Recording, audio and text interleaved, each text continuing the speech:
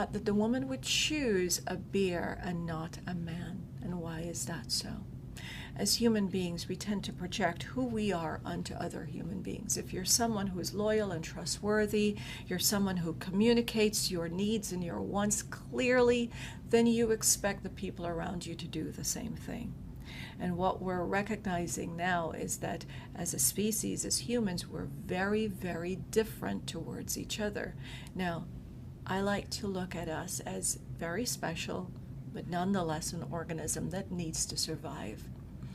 With the bear, we know exactly what to expect. We know that if you poke the bear, chances are you're going to get badly hurt. We know that if the bear proves to be a threat in that moment, we're either going to freeze or we're going to run for our lives. But we know that the bear is a dangerous animal. We know it's dangerous to us. With human beings, we tend to project who we are onto them. We tend to believe that every human being should be kind and compassionate, and anything that's different from that, we get scared and we start to wonder, how could this human being do something so cruel to another? We forget that we're organisms, we're human beings, we're an animal, and our instinct is to survive. And yes, people get hurt in the process.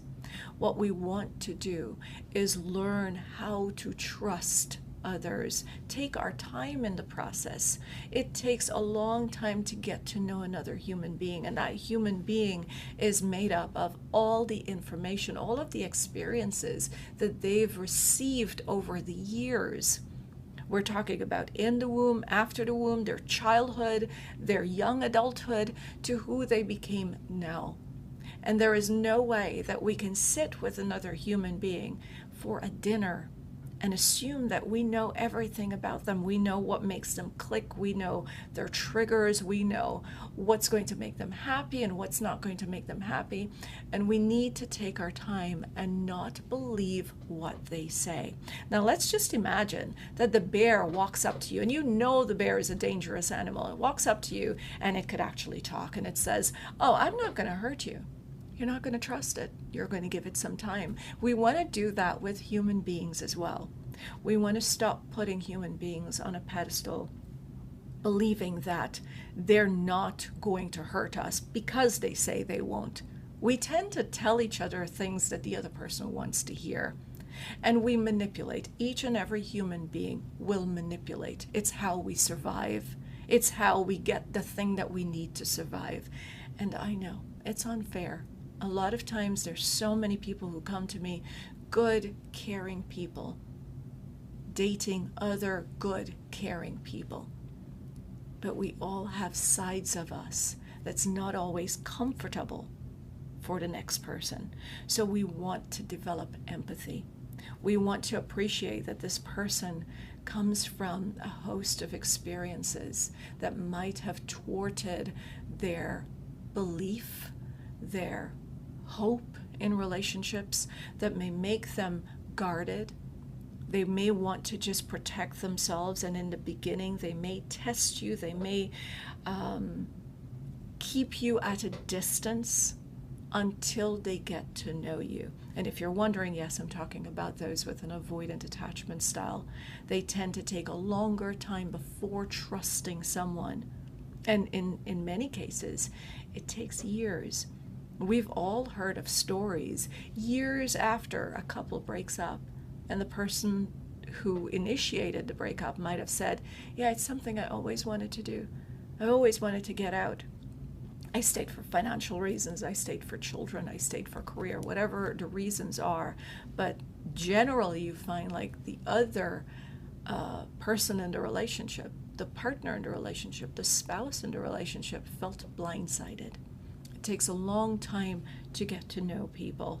And how do we deal with this so that it's comfortable for us and at the same time it doesn't destroy the relationship with another human being to a point of no return? We open ourselves to flow, allow people to change. As human beings, we're meant to evolve, we're meant to change. I know we grew up in a world where we believe that there's going to be that one person that we spend the rest of our lives with. And it's heartbreaking for many when a relationship ends. It doesn't have to be.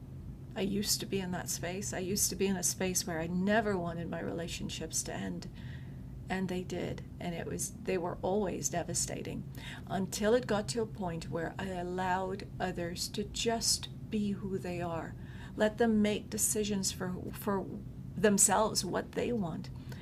And respect that, accept it, and let them go if they need to be. Let them come if they need be. But set your boundaries. This does not mean that if you're in an abusive relationship, you have to tolerate it. Not at all. I don't agree at all. You have to be able to set your boundaries. Love yourself, love them, empathize with them, and set your boundaries. But when it comes to choosing to bear, we want to make sure that we know that we're choosing to bear because we know what's coming at us.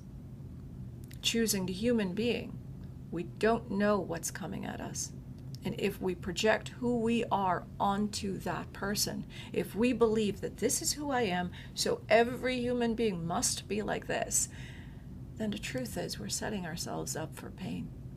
So take your time. Take your time in getting to know people. And while you do that, get to know yourself so that you can heal and you can stay grounded in who you are. Because it does not matter. At the end of the day, people will do things and they'll say things, and it's probably going to hurt you. You want to make sure that what they do, what they say, does not affect you. Your responsibility is to protect you. I hope this